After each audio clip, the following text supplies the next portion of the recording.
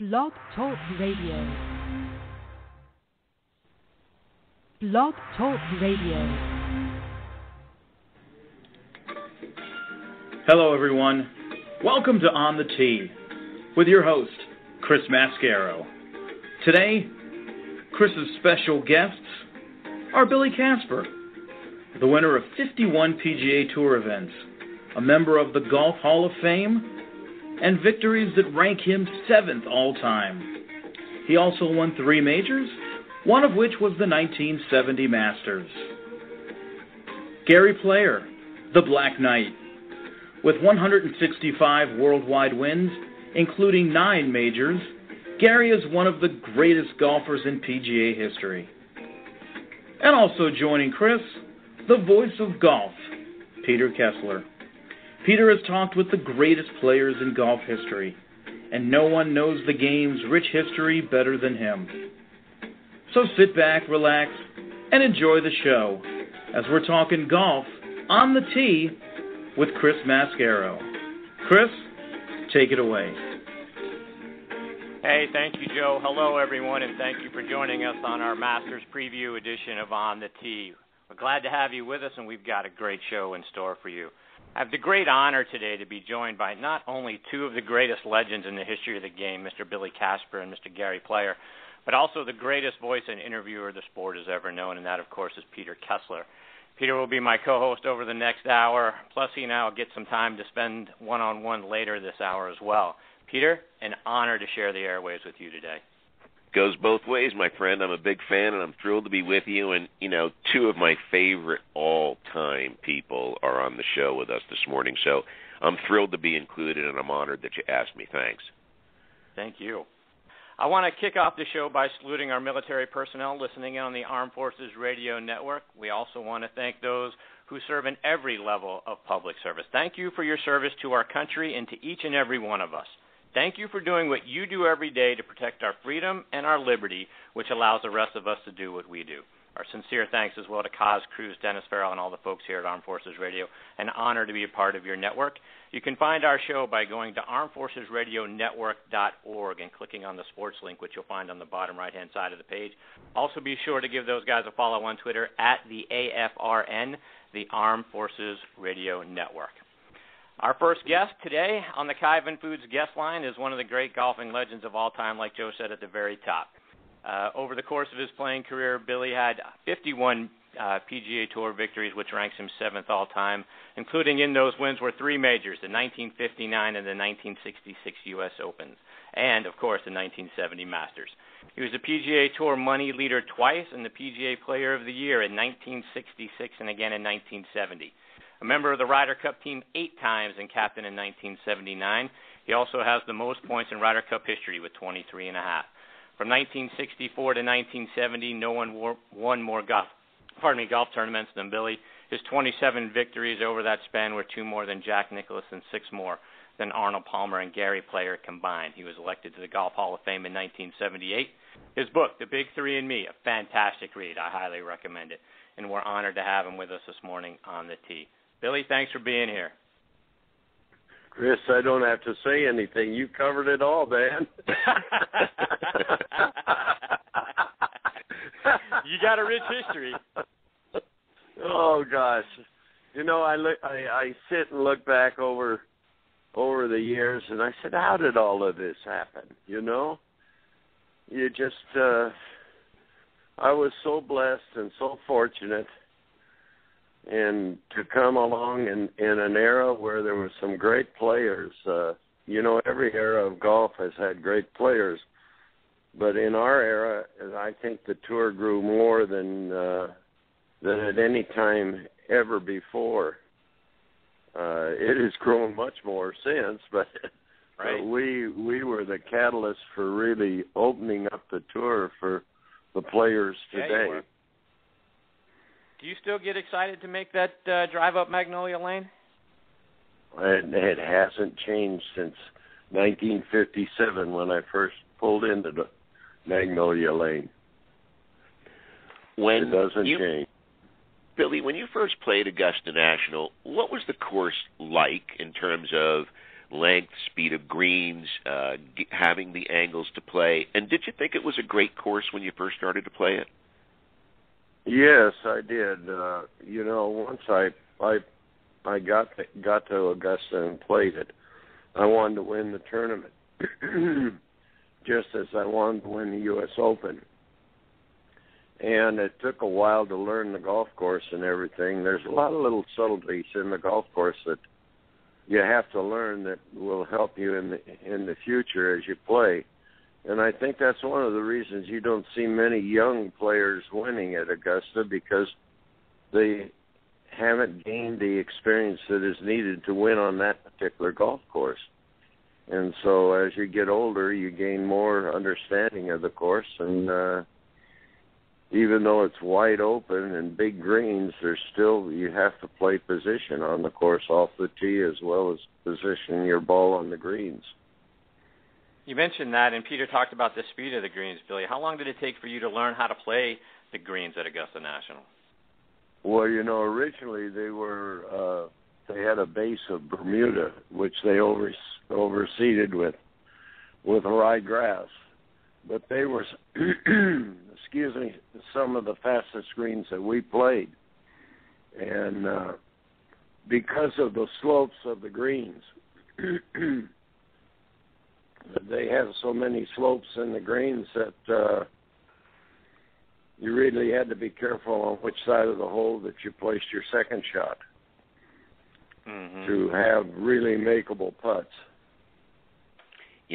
Billy, Jack Nicklaus said that there's probably 5 or 6 shots on that golf course that you absolutely can't hit. And one of those shots was being left on number 2. And I thought, well, wait a minute. Billy's got a great story about being left on number 2 in his playoff with Gene Littler. Right. You and I have gone through it before, Peter. I had birdied the first hole in the playoff, and I was anxious to get to the second tee, and I hit a big hook and hit a tree and it bounced left, and it wound up in a water hazard that was about 3 feet high with grass early in the week, but it had been walked down. And my ball was situated on top of the grass with a branch behind it about 2 inches. And the only shot I had was to take a lofted club and fit it over the branch underneath the ball and hit it about 125 yards to get it back in the fairway. And it was the most perfect shot, as we have talked about before, Peter, that I ever hit in my life. And Gene Littler had driven her in the middle of the fairway, and the second hole was a 5-par, and he put it right down in front of the green. And I had hit a 5-iron for my third just off the back, and he chili dipped his ball into the sand trap. And when the hole was over, I had 5 and he had 6, and I could have had any score. I could have had anything from 5 to 10 on the hole. And I went 2 shots ahead, and then I picked up a shot at 3, 4, and eventually got to 7 shots at 11 ahead, and I said it's all over. And I played conservative the next few holes. I played 2 over par, and he played 2 under, and he had it about 15 feet at 16, and I hit it about 7 feet and hold a putt for 2, and it was over then. But I always remember when I came off, and I always remember when I came off the green at 18, there was Mr. Roberts. He had his hand out, and I shook hands with him, expecting to say congratulations. He didn't. He said, "Thank you, Billy, thank you." He'd been rooting for me for a long time to win. That's fantastic. When you get to the Champions Dinner on Tuesday evening, who do you enjoy swapping stories with now? Well, there's a whole network of guys there. The older guys you enjoy. The younger guys you don't really have the relationship with like you do the older ones that you played with for years and years and years on the tour. Sneed used to close the meeting with a very raunchy story every year. they'd say, Sam, you got another story for us? And he'd say, yeah. And he'd come up with his story, and everybody'd get up and leave.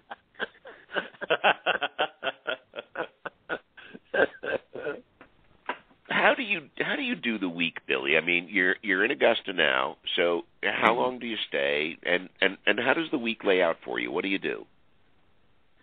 Well, I come in early and spend time with some friends, and we rent several houses for our family, and we just migrate back and forth to Augusta National. We have one house where we do all the cooking and everybody comes in.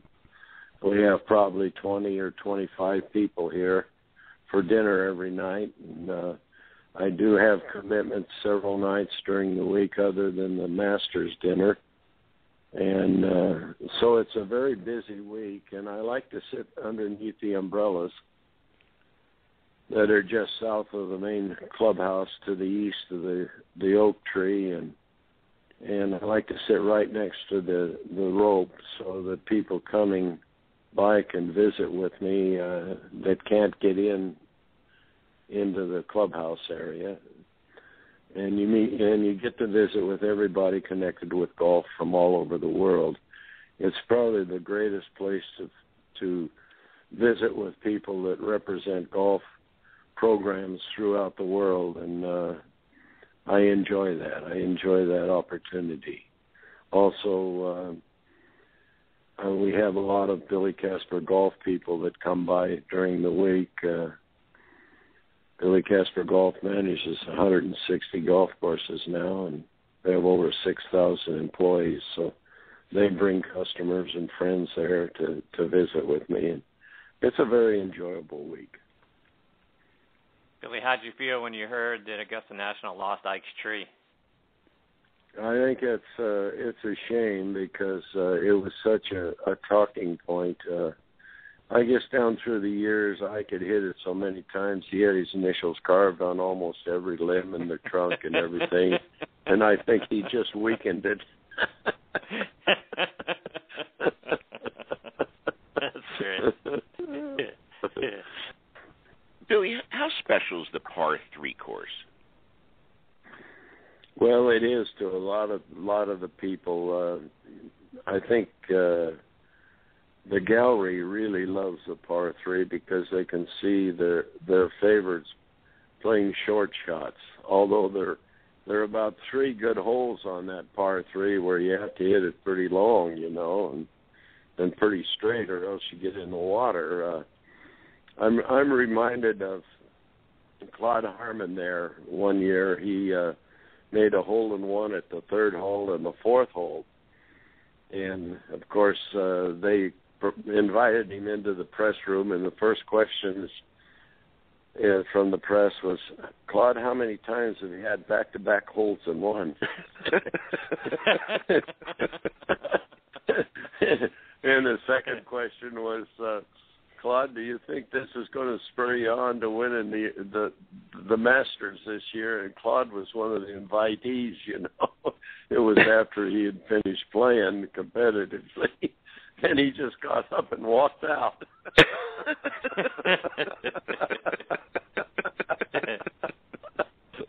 Well, but you guys always... hey, you two don't fit that category. Well, thank you. Claude was involved in that great story with Hogan. When right on number 12, Claude makes a 1, right.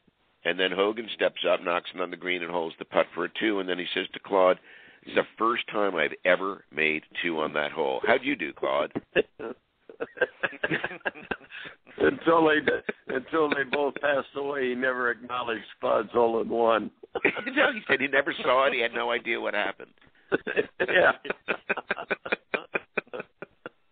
That green is so... Huh? Bob Charles played with Hogan one time, and the media said, "Well, do you have anything to say?" He said, "Yeah." He said, "You're away."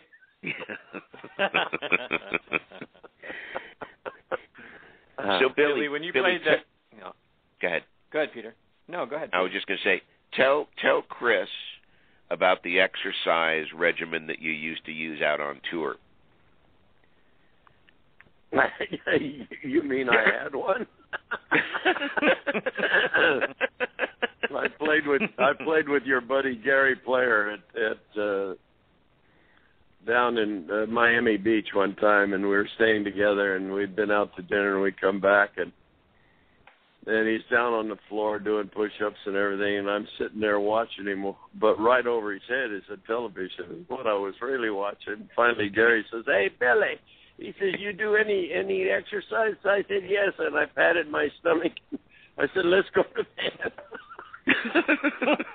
And when I see Gary, I always pat my stomach for him, and that's been a few years ago. You know, he was smart. And he always starts laughing. Excuse me. Go ahead. No, so Billy, I'm curious, when you're playing the par fives on the backside 13, 15, were you always thinking ego when you were playing those holes, or were you trying to play more conservative to miss the water? I would, if I felt well about going for the greens, I would go for the greens.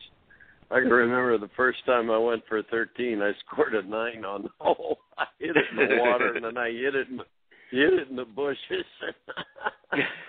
But I always like to lay up between 85 and 100 yards. That was my good distance with my wedge. And many of the media said that I could never win at Augusta because I didn't go for the greens. Well, I think when Zach Johnson won, he laid up on all the 5 bars, and I scored 11 birdies on those 5 bars out of 16, and so he proved my theory was pretty good. You know, it's interesting, Billy, to me that the Masters is so big and so important that even with Tiger not playing next week, I don't feel like the tournament's going to lose any luster. Well, you know, there's a nucleus of young players today that can really play, and I got a call from a media person a couple of weeks ago, and they wanted to know who I thought was going to win. I said, I think it's wide open this year because Tiger was hurt and Phil's hurt, and I finally selected Rory. I think he has an opportunity because he's had experience there. And if he's playing well, that experience will be enlightening to him because I think once you lead in the Masters for 54 holes, you never realize how much energy is consumed on interviews and things after you finish your round. You spend a good time in the press tent with the media, but then that's only the beginning. Then it's television and radio. And a lot of times you use up that energy that you need the next day toward the end of the round. And if you go back and check the records, you'll see that there's been a number of players that have led the tournament right up to the final stages of that final round, and then they sort of fold. And I think they've used up that energy that they needed that would enable them to win the tournament. So, Billy, when you mentioned sitting on the back lawn underneath the umbrellas watching and greeting folks, but when you have a moment to yourself, what memories are coming back? Oh, I think just the total nostalgia that exists there. I can remember about 3 years ago, I was sitting there watching, and this little low cloud came over the first green. And there wasn't any cloud in the sky. It wasn't smoke. And it just came over the first green, down the fairway, down the valley, and up over the first tee, across the putting green, and out onto the par 3. And I thought to myself, could that be the ghost of the winners in the past? Sort of interesting, isn't it? Yeah, indeed. I believe it's like that. You know, there's so many things that go on there that week that are just really neat things that go on. And a lot of people may not even notice it, but some of us do notice some of the things that go on. And, you know, as we started out talking about Magnolia Lane, that never changes. That's such a wonderful experience to pull off of Washington Road into Magnolia Lane and to see the clubhouse in the distance. And the memories just start coming, you know, from way back, from Saracen, Hogan, and Snead, and Middlecoff, and Nelson, and, what a privilege it is to have known each one of those players and their great contribution to the game of golf. Right. Peter, we've got our next guest, Gary Player, hanging on the line. You want one more, and we'll finish up with Billy? Absolutely. Do you think Jones would be all right with the changes at Augusta National, the incredible number of new tees, the lengthening, the addition of rough for the first time? What do you think he would approve? I think he would approve the length, but not the rest of it. Well, you know, he definitely had a feeling for the design of that golf course. And it's a special golf course. There's no other course like it. I often say in one of my lectures that it is the number one golf tournament in the world, and I believe it's maybe the number one sporting event in the world. Billy, it's been an incredible pleasure getting to hear your stories again this year. Like I said, I'm going to be on the grounds. Hopefully on Monday, God willing, it doesn't rain. I'd love to come by and shake your hand and say hello to you. Come and see me, Chris. Peter, are you going to be there? Yeah, I'm coming up Tuesday. I'm going to host the Golf Writers Dinner on Wednesday, so I'll be at the course. I'll be there Wednesday and Thursday morning at the golf course, so I'll definitely come find you. Okay, good to visit with you two gentlemen, and just keep up the good work because you bring a lot of the great examples of sportsmanship and the game to a lot of people throughout the world, and especially our armed forces. You know, I went to Vietnam in 1966 on behalf of the State Department, and I had 16 days in Vietnam with the troops and just had some of the most special experiences you could ever imagine. That's wonderful. Great to hear your voice, Phil. It's great to be Thanks, with you. Guys. All the best to you and your lovely wife, Shirley. Thank you. Goodbye. Bye-bye. What a special man. All right, before we get to our next guest, Gary Player, we'll get to him just on the side of a really quick station break. This is Joe LaGenusa from Thursday Night Tailgate, and you're listening to On the Tee with Chris Mascaro on the Armed Forces Radio Network. Now joining us on the Kyvan Foods guest line is one of the greatest golfers the world has ever known, Mr. Gary Player. He's the winner of 165 tournaments worldwide, 9 majors, including 3 Masters. He's an idol and an inspiration to people around the world, including me, and one of the great teachers of the game as well. If you don't already own the DVD that Mr. Player and Peter did together for Revolution Golf called A Game for Life, I highly recommend you go out there and order it. It's going to improve your game. It's available on Amazon.com, and like I say, it's fantastic. Mr. Player, thanks for joining me and Peter again this year on the tee. Great pleasure, Chris and Peter. And Chris, I'm sure you'll agree with me. I think that Peter has the best voice for TV or radio of anybody in the world. I mean, even I understand his accent. Yeah, but I don't understand yours.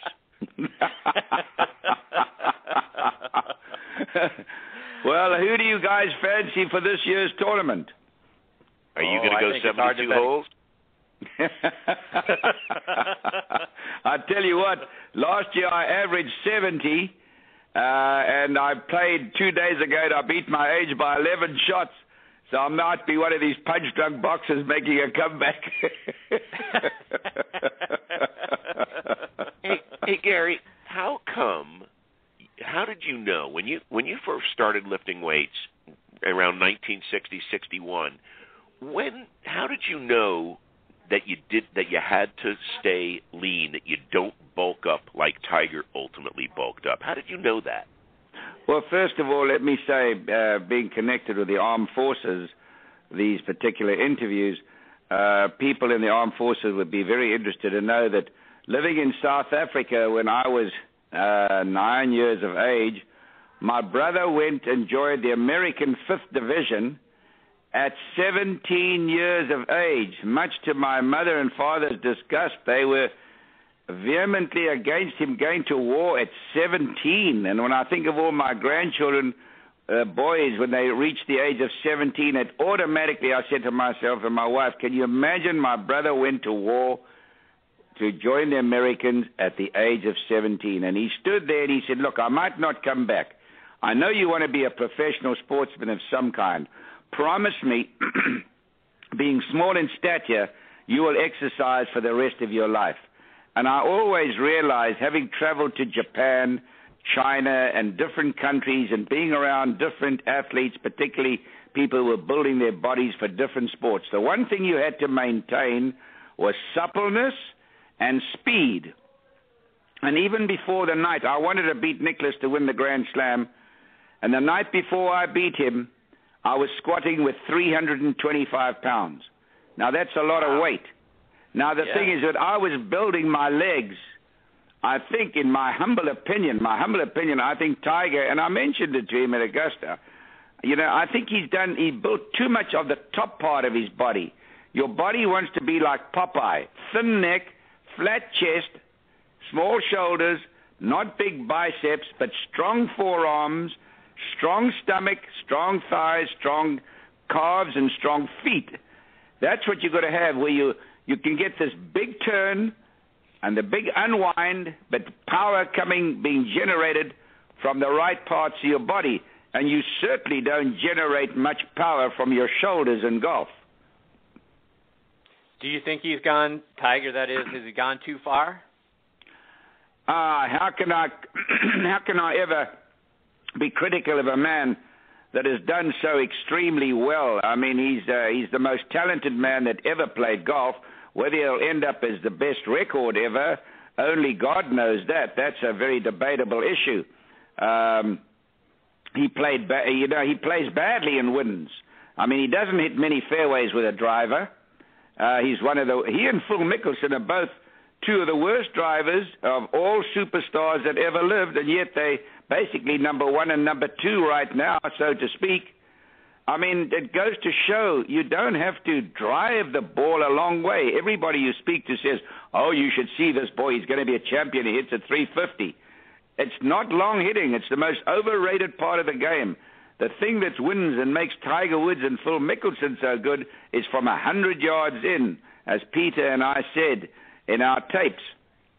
Golf, 70% of golf is played from 100 yards in. And if young people would only realize that, that's what you've got to do to perfect the game. Something that always absolutely amazed me. Tiger Woods was mesmerizing everybody. He had the world on fire. He was winning 1 out of every 4 tournaments, plus or minus. He wins the U.S. Open by 15 shots, and then he's having lessons. And I mean, he went straight downhill. From this beautiful swing, he had a swing where he was laying the club off, coming over the ball, and playing terrible golf. Then he gets back to where he's number one, but he's still got some big faults in his swing. And but the great thing about golf, you can find it out in 1 minute, and suddenly you start playing great golf again. So who knows? It's going to be interesting to see what happens in his career.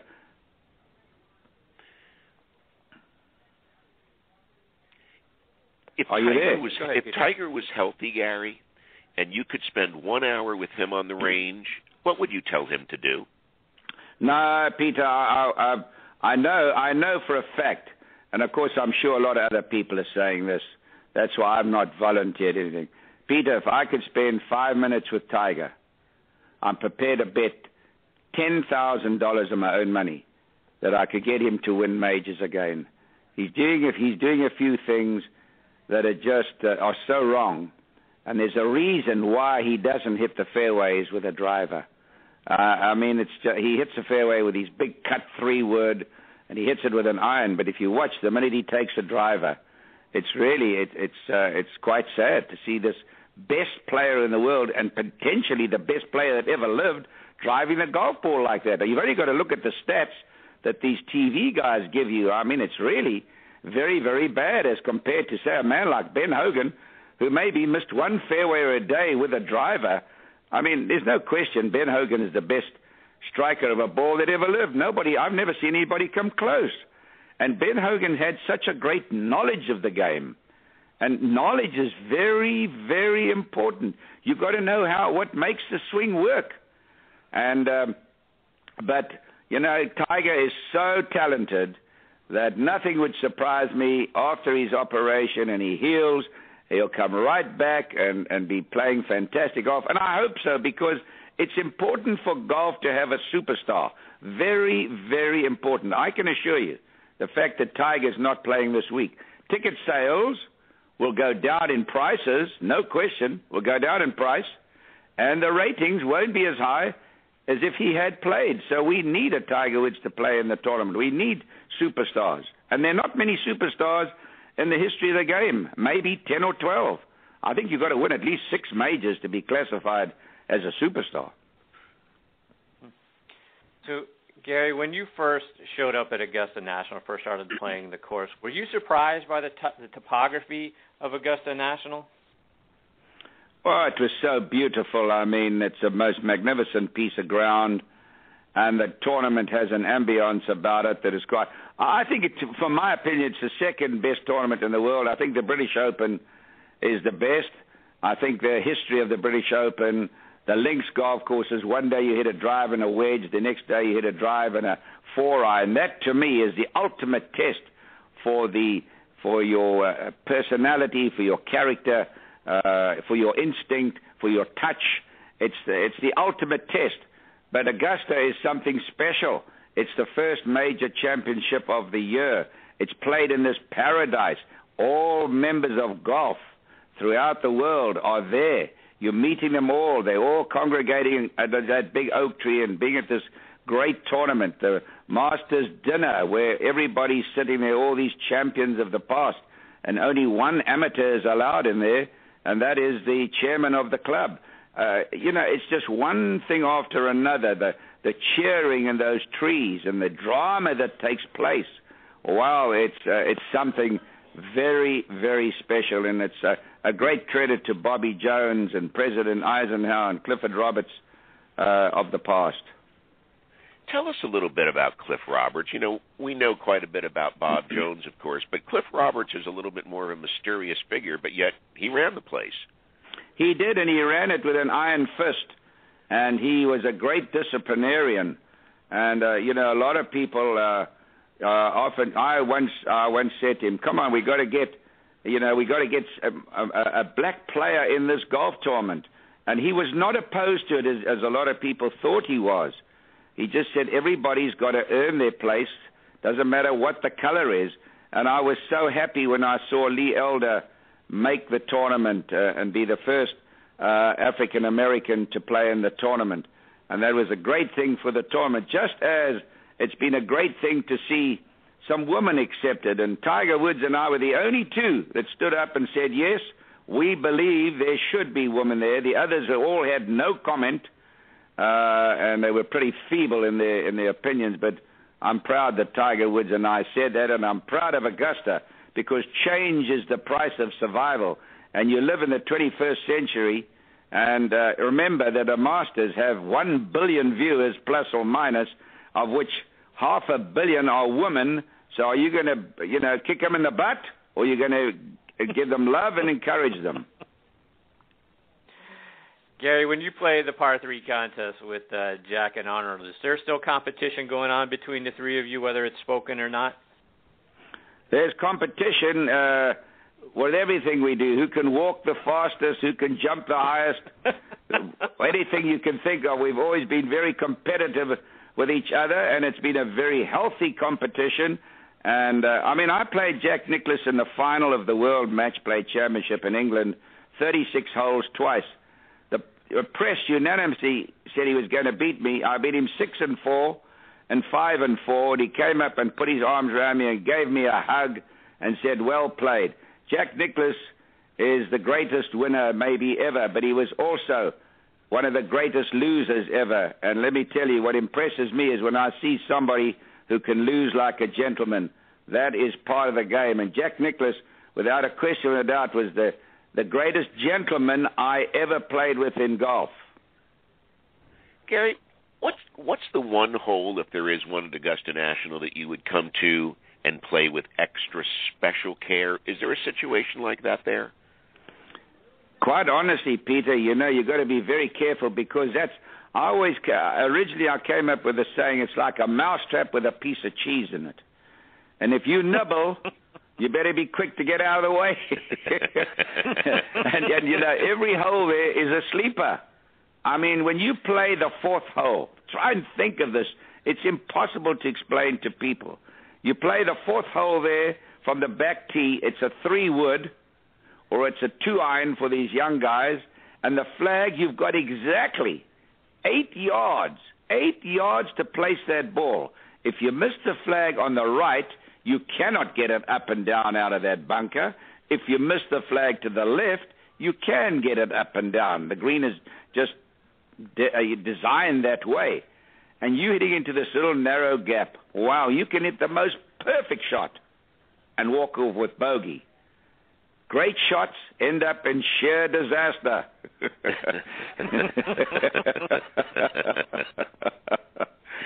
Gary, heading into the 61 Masters, you were the leading money winner on tour, but Arnold was the favorite to win the event. Was that extra motivation for you?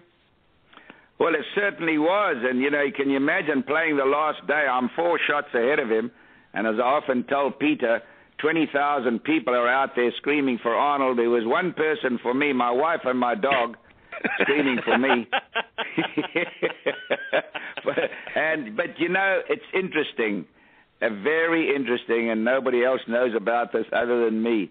When I played with players, and Arnold and I and the other guy was playing, we'd come off the course and they'd say, how can you play with the people screaming and going berserk about Arnold Palmer, and I'm trying to play and I can't concentrate? And I said, well, that's your opinion. You see, when I played against him in 61 and they were all screaming for him, here's this little foreigner from South Africa. Well, they didn't know me, and quite rightly so, they cheered for their icon. But I had such a tough youth, with my mother dying and my brother going to war and my sister at boarding school and my father working 10,000 feet underground. I'd come home to a dark house, cook my food, iron my clothes, take my clothes off in the afternoon and put on khakis and walk bare feet. Man, I said, I love this playing with these people screaming against me. I'm going to beat him right in front of their own people. I loved it. So you see, it's all in the mind. It's not how far you hit the ball. It's not how good-looking your swing is. It's what's in the mind that matters. And this, I keep telling people, young people, when I talk to them, you've got to have the right attitude. Is it possible, Gary, for the really young players who've been playing well lately, guys, even starting with Jordan Spieth at 20 years old, is it possible for a Jordan Spieth to contend as good as he's played? Could he step up at Augusta National and be in the mix? Of course he can. He's very, very strong, very, very strong, nice young man. And what I really admired about him, he played Ernie Els in the match play, and I was watching this match, and he behaved so badly. And I was absolutely shocked because I'd met him, and he was such a charming young man. And after the match, a few days or whatever it was, he said, I'm very apologetic for the way I behaved. And I thought, that is a man, because when we make a mistake in life, we got to admit it. And when you admit something, it's like an alcoholic. If you don't admit you're an alcoholic, you're not going to stop. And so he admitted he made the mistake, and he's learned something from it, and he'll go from strength to strength. I would like to see Spieth just improve his backswing. He's a little bit flat-wristed on the top, but I'm sure over time he'll get rid of that, and we're going to hear a lot from him. I think the best player in the world today, as we sit here right now, is Jason Day. I think that Rory McIlroy is going to do well this year. He's an aggressive player. He seems to be getting better and better. I think if Adam Scott is 2 shots back with 1 round to go, he'll be tough. He's got a great swing.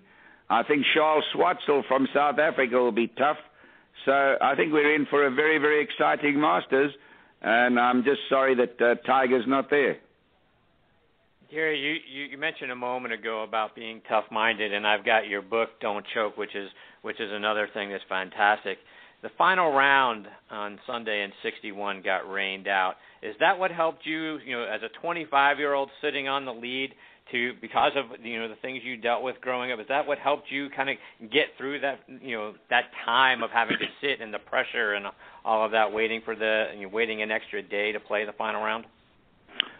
It's very hard to say when you're competing against a great competitor like Arnold Palmer, but I always did a lot of sitting in a Tai Chi position, sitting on your haunches, which is a very difficult thing to do. I often did a lot of brain exercises, and I worked on my mind an awful lot, and so it was part of the game. I always said everything is part of the process. It's not a one event tournament. It's a 30-year career. That's what you've got to look at. You can't isolate it into little departments. It's all part of the game. I'm looking forward to seeing you next week, my friend. Yes, it's going to be nice, and I look forward to seeing you. Will you both be there? Yes. I'll be there on the grounds on Monday. I know Peter's going to be there later in the week. Yeah, I'll be there all right. Take care, guys. I've always said that any man who comes back, I like the armed forces to know, if I was president of this great country, the greatest country in the world, any man that served this country, I would certainly, when he got back here, give him $100,000 and a home, because what he's done for people to enjoy this freedom is unbelievable. Maybe we couldn't give some other countries less money and give it to some of those soldiers. Yeah, that's a fantastic idea. I support you in that. Gary, thank you so much for being generous with your time and joining us again this year. It's always a privilege to get to talk to you. Enjoy the week. Take care. Thanks, Gary. All right. Bye, Pete. What a great gentleman and a great idol for the game and a great example for folks. Peter, I want to get some one-on-one time with you. We got to take a really quick station break. We'll get to some of your stories and some of your favorite memories of the Masters right after this. You're listening to On the Tee with Chris Mascaro on the Armed Forces Radio Network. Peter, you had the same surgery that Tiger has just had. Talk about what your experiences were and what your expectations for him is going to be once he starts to heal. Well, he had what's called a microdiscectomy, which is a minimally invasive procedure. In a lot of back surgeries, they literally open you up and slice you right down your spinal cord and go in there and perform carpentry. They put things in, they take things out, they put in metal, they put in wood. This is not what Tiger had done. What Tiger had done would have been a 1-inch incision right above the disc that's causing the problem.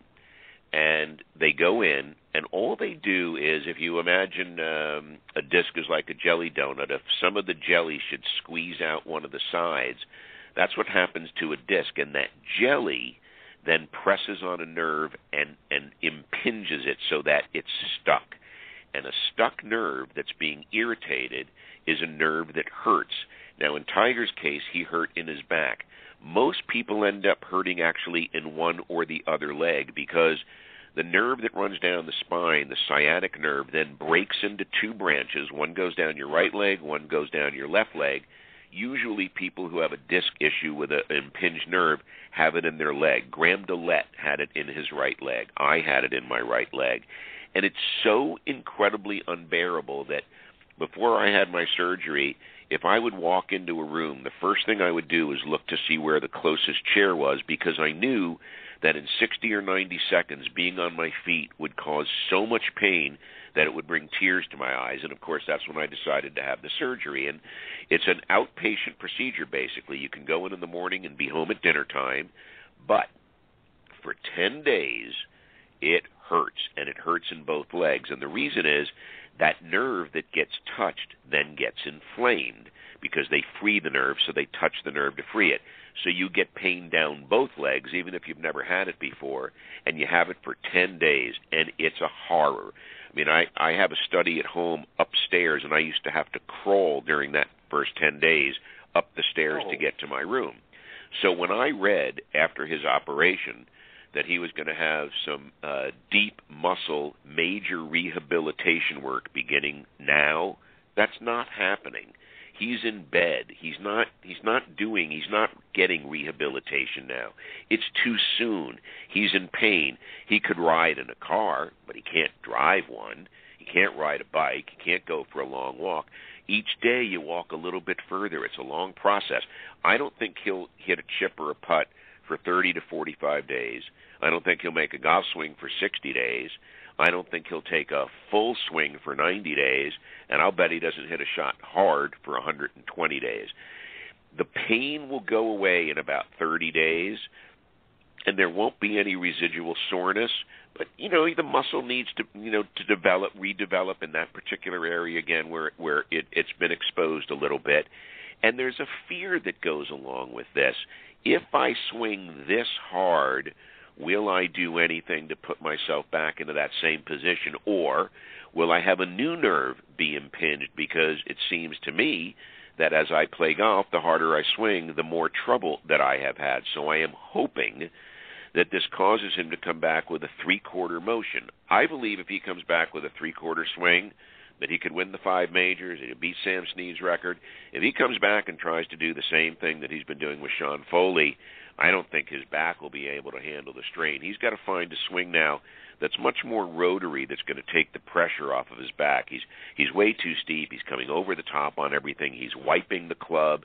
He's accelerating his right arm dead left after the hit as opposed to allowing it to occur naturally.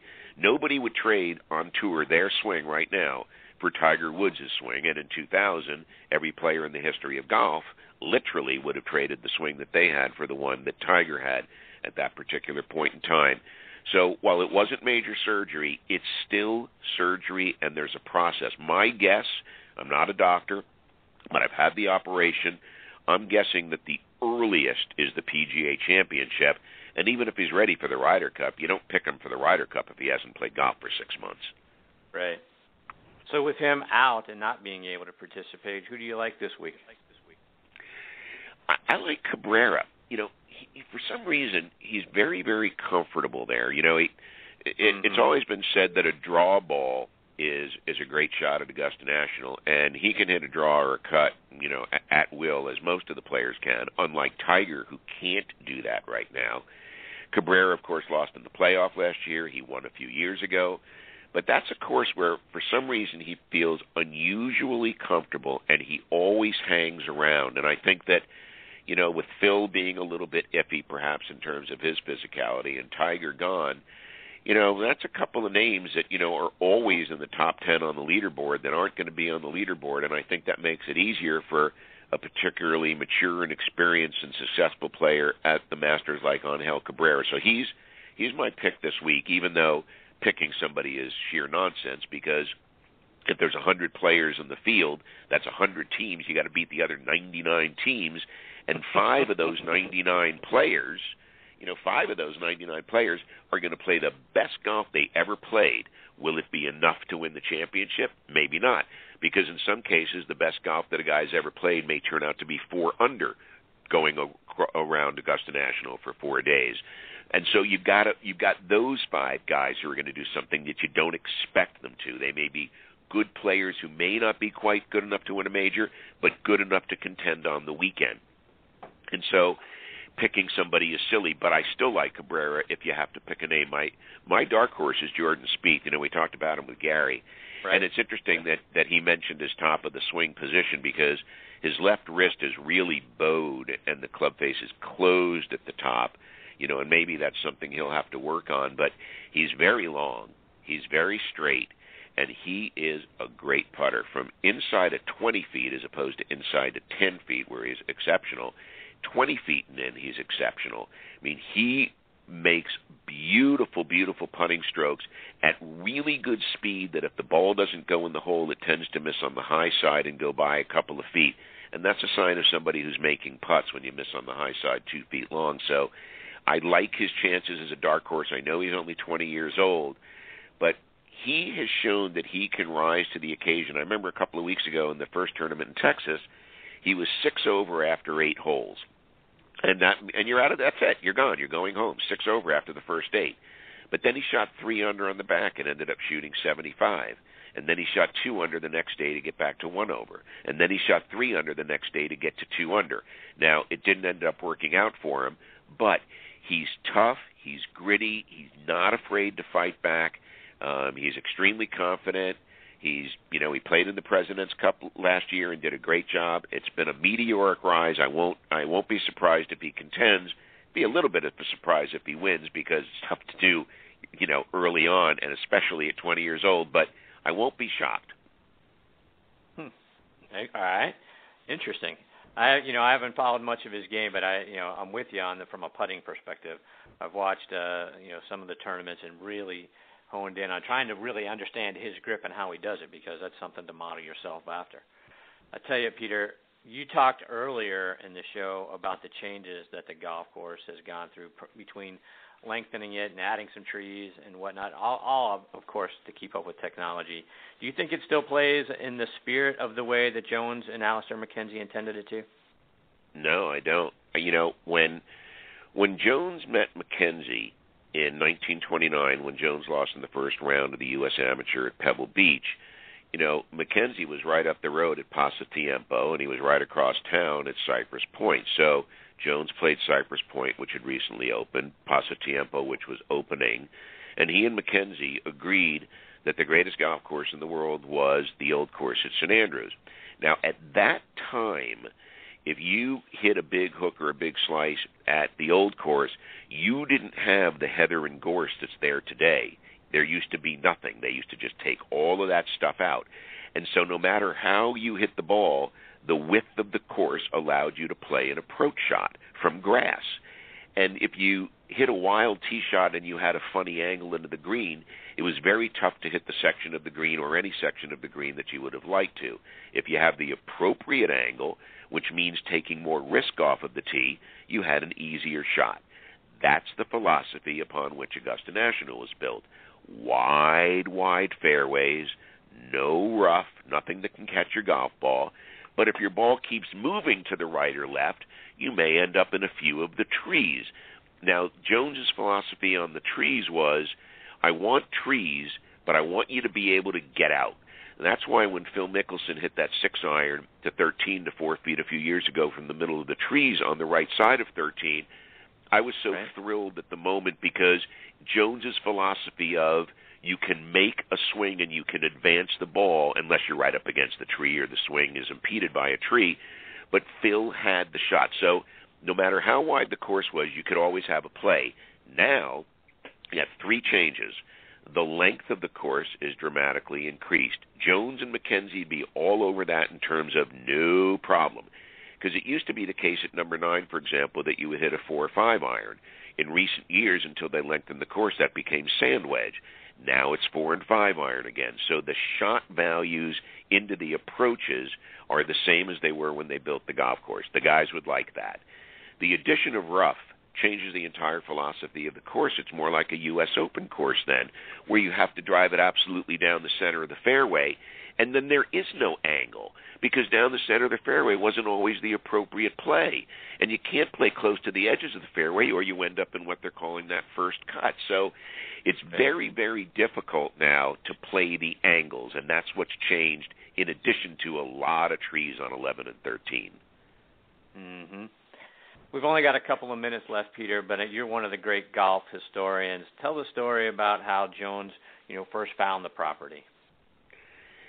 When Jones retired from competitive golf at the age of 28 in 1930, one of the things that he had thought about doing was to build a golf course for he and his friends to play, where Jones could play quietly and privately, where the public wasn't around to cheer him, and where the pressure of each shot was 0 as opposed to 100%. They were looking for a property in the Augusta area because Augusta's at sea level, and Atlanta, where Jones is from and where all of his friends lived as well, was above sea level, so the climate is more temperate at Augusta in the winter. He wanted it to be a winter course, and that's what it is. It opens in the fall and it closes in the spring. The property that they found was the largest nursery in the South, starting in 1865. It had 1,300 varieties of apple, 900 varieties of pear, literally on the property. It's the first property in the South that had concrete. It's the first property in the South that had azaleas.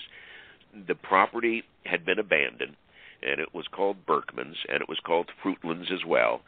And Cliff Roberts, who was Jones's partner at Augusta National, found the property, and he suggested that Jones go over and take a look. And Jones said, I walked behind the manor house, which is now the clubhouse, and I looked down upon the property. Down is the operative word. It's on the side of a hill. I looked down upon the property, and I thought to myself, this has been sitting here all of these years just waiting for someone to lay a golf course on it.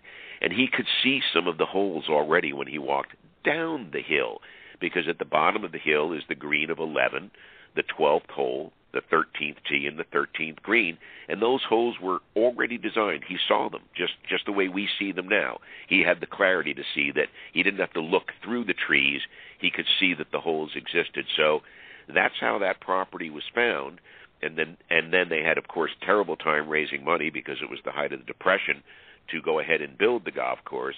But Mackenzie designed it with Jones's help, and unfortunately Mackenzie passed away before the golf course was played for the first time in the Masters.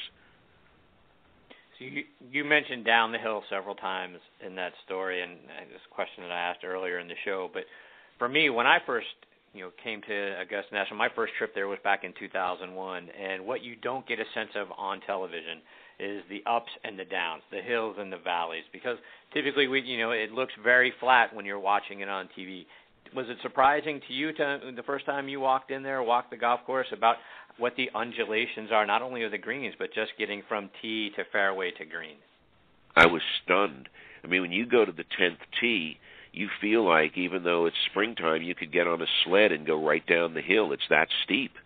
And I remember that my first year there was 95, and I was walking with Arnold's wife, Winnie Palmer, and we were following Arnold. It was his last 36 holes at Augusta National, and he would miss the cut. And I was walking with Winnie, and we got to the 18th hole, and we got sort of halfway up the hole, and I said, I got to stop. I said, something's wrong. And she said, what's the matter? I said, I can't catch my breath. She said, Peter, we're walking up a hill that's 60 degrees. You're walking straight up a hill. She said, that's why you're out of breath. And then I realized it. So it's incredible. I mean, the 18th tee is at the bottom of the hill, and the 18th green is at the top of the hill. And yes, and the property is literally, if you just imagined it with snow on it, you could ski from the clubhouse right all the way down to the 12th tee. Yeah, absolutely right. I felt the same way. I went with three buddies, and one of my friends couldn't make the trip because it was just that steep. By the time we got to 12, he's like, you know what? I'm going to sit here in the stands. I'll catch you guys later. Well, Peter, a lot of people do that. Before we go, we've only got about a minute and a half left. Tell folks what you're up to now. We made the DVD with Gary Player, A Game for Life, which was a great deal of fun. One of golf's major organizations I'm talking to about rewriting and revoicing all of their championship footage for the last 30 years, which would be a great project. Right. I'm hosting the Golf Writers Dinner on Wednesday night, which is just a great thrill because there'll be 500 or 600 people there. Every great writer from around the world will be there. Adam Scott, Graham will be there in B Park to get awards. Dan Jenkins will be there, the USGA, the PGA of America, the PGA Tour. So that's an exciting and a very cool honor to host that. And I'm going to spend the rest of the day trying to figure out how to get ready. That's fantastic. Peter, thank you so much for joining me this morning. It's always fantastic and a privilege to spend an hour with you. Like the rest of the world, I could sit here and listen to tell you stories, for hours and days on end. I hope you'll continue to come back from time to time, update us on what you're doing, and be a part of the show and add your insights into what's going on around golf.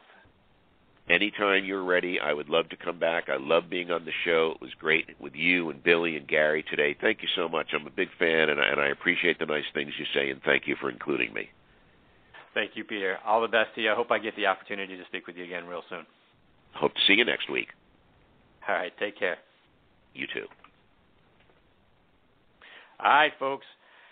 It's been a wonderful show. What a privilege to talk to Gary Player, Peter Kessler, and Billy Casper. Three great legends of the game and in and around it. I can't tell you how honored I've been to be a part of it. Remember to join Angelo Kane, Joe LaGenusa, and me every Thursday night from 8 to 10 p.m. Eastern Time on our show, Thursday Night Tailgate. We bring you interviews with your heroes from around the NFL alumni every single week. Now, stay tuned. Up next is the debut of Game Time Live with the Hammer, Ken Hamlin, and the Insider, Steve Silver. Great show. Those guys are going to take you around the NFL. Until next Thursday night, thank you. Thanks for listening. Good day, Kevin. Keep fighting.